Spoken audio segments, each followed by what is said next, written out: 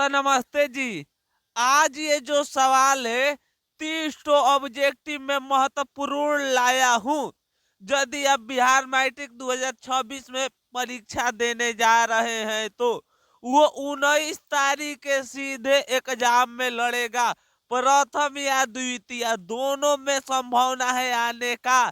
तो आज का कलिए इस सवाल को रट जाइए भाई साहब, सीधे बिहार मैट्रिक फाइनल परीक्षा में आने वाला है।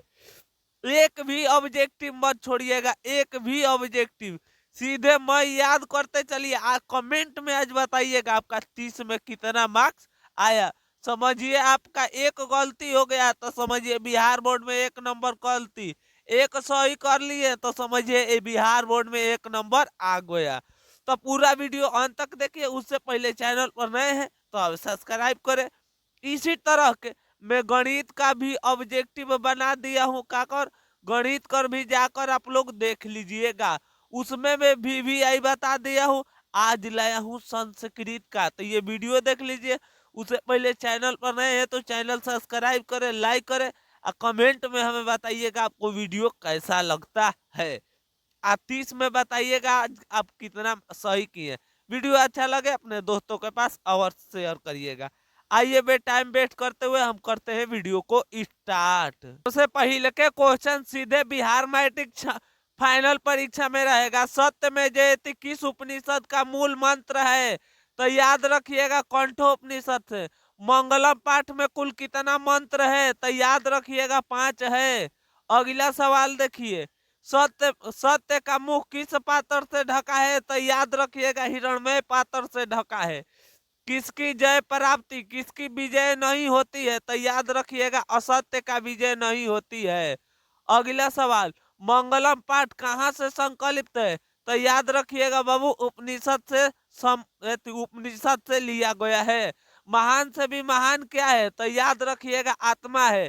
किसके काल में पाटलिपुत्रम की रक्षा उत्कृष्ट थी? तो 7 के राइट आंसर याद रखिएगा बबुआ चंद्रगुप्त मौर्य के। बुद्ध काले पाटलिपुत्रम नगरस्थ नाम। बुद्ध के समय पटना का नाम क्या था? तो याद रखिएगा पाटलिग्राम था। कूटनीतिक काव्य के रचनाकार कौन है? तो इनका राइट आंसर याद रखिएगा दामोदर गुप्त जी है। अगला सवाल देखिए, सिख के 10वें गुरु कौन है? तो याद रखिएगा बाबू सिख के 10वां गुरु गुरु गोविंद सिंह है। किस पाटलिपुत्र प्रांत की राजधानी है? पटना की राजधानी कहाँ है? तो याद रखिएगा बी। काव्य मीमांसा के कवि कौन है? तो राजशेखर हैं। यहाँ तक आकर बाबू इतना कम समय में 12 गो ऑब्जेक्टिव समाप्त कर लिए। आप हमें कमेंट में बताइएगा अभी तक 12 में कितना स्कोर किए। आपको 30 का 30 फुल वीडियो देखना है, ठीक है? तो आइए टाइम पे वेस्ट करते हुए हम बढ़ते हैं 13 नंबर क्वेश्चन की ओर। तो 13 नंबर क्वेश्चन देखिए, पाटलिपुत्रम के नाम कब प्रसिद्ध हुआ? पाटलिपुत्र नाम कब आखिर प्रसिद्ध हुआ था? तो याद रखिएगा मध्यकाल में।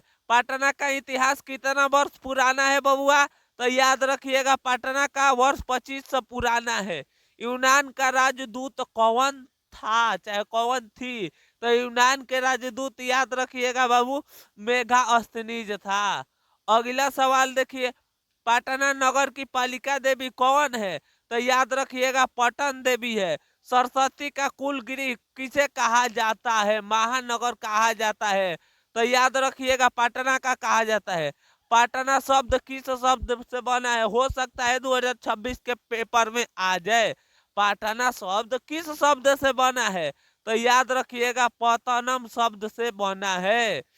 अगला सवाल देखिए, अलस कथा पाठ के रचयिता कौन है? तो याद रखिएगा महात्मा विदुर है। Sorry sorry sorry, Vidyapati ji है। अलस कथा पाठ के रचयिता कौन है? विद्यापति जी है।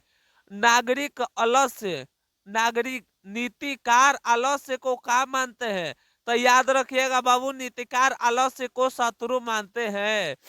अगला सवाल देखिए, अलस कथा पाठ किस ग्रंथ से संकलित है? तो याद रखिएगा पुरुष संकलित है।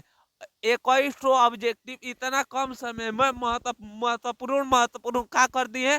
समाप्त कर दिए। और 9 बाचा हुआ है, ध्यान से कर लीजिए। यदि वीडियो आपको अच्छा लगे तो अपने दोस्तों के पास अवश्य शेयर करिएगा। अभी तक सब्सक्राइब नहीं किए हैं तो अवश्य सब्सक्राइब कर लीजिएगा। ठीक है।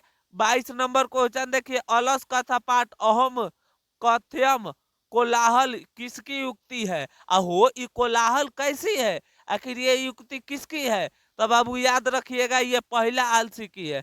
अलस का आंसर मिथिला के मंत्री कौन था? तो वीरेश्वर था।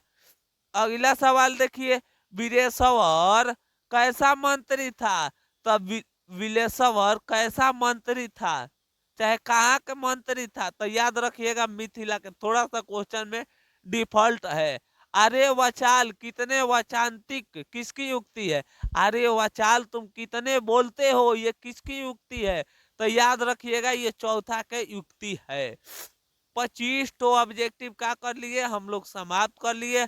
और 5 ठो ऑब्जेक्टिव बाकी हुए हैं, आप पूरा अंत तक देख कर जाइएगा। तो आइए हम बढ़ते हैं 26 नंबर क्वेश्चन की ओर। अगला तब बाबू 26 नंबर क्वेश्चन देखिए, वरदंबिका चंपूर्ण राय किनकी रचना है? तो याद रखिएगा बाबू तिरलांबा की है। लैंगिक संस्कृति से कवियात्रियों में कितने स्पष्ट रूप से तंत्र मिलते हैं? तो इनका राइट आंसर बाबुआ याद करिएगा, 150 शब्द मिलते हैं। अगला, ऋग्वेद में कितनी महिलाएं ऋषिकाएं का वर्णन है? तो याद रखिएगा 24 है। विजयांका का काल किस शतक में मनाया जाता है? तो 29 का राइट आंसर याद रखिएगा 8। स्वर शुक्ला सरस्वती किसे कहा गया है? तो इनका राइट आंसर याद रखिएगा दांडी को कहा गया है। यहाँ तक आकर बाबू 30 जो ऑब्जेक्टिव महत्वपूर्ण था का हो गया, समाप्त हो गया। अब आपका बारी है, बताइएगा आपको वीडियो कैसा लगा। अच्छा लगा तो दोस्तों के पास अवश्य शेयर करिएगा। चलिए तब तक ले मिलेंगे एक और नई वीडियो के साथ, तब तक ले हंसते रहिए, मुस्कुराते रहिए। जय हिंद दोस्तों।